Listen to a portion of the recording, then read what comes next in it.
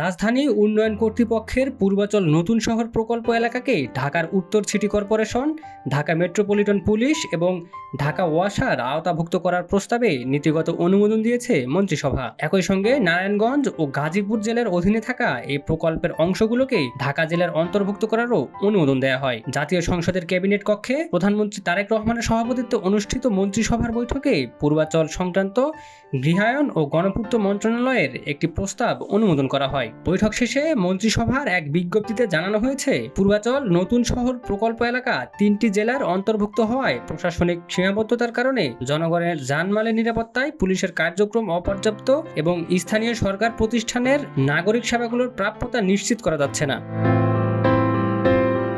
এছাড়া প্রকল্প এলাকা ঢাকা সিটি কর্পোরেশন ভুক্ত না হওয়ায় ওয়াসার সেবাও পাওয়া সম্ভব হচ্ছে না।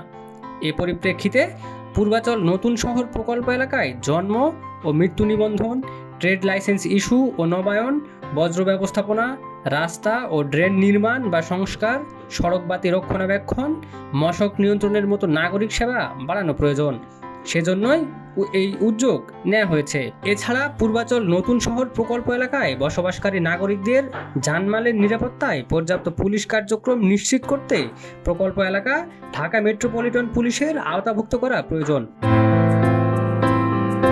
পূর্বাচল নতুন শহর প্রকল্প এলাকার কার্যকর সুষ্ঠু পানি সরবরাহ ও পয় নিষ্কাশন ব্যবস্থাপনার জন্য ঢাকা ওয়াসার অধিক্ষেত্রাধীন করা আবশ্যক। পূর্বাচল নতুন শহর প্রকল্প এলাকার নাগরিক সুবিধাদি সম্প্রসারণের লক্ষ্যে এবং সুষ্ঠু প্রশাসনিক ও ভূমি ব্যবস্থাপনার স্বার্থে নারায়ণগঞ্জ জেলার রূপগঞ্জ উপজেলা ও গাজীপুর জেলার কালীগঞ্জ উপজেলার প্রকল্পের অংশ ঢাকা জেলার অন্তর্ভুক্ত করা যৌক্তিক।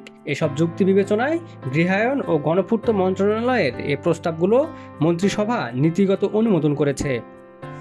Desk report, news flash 71।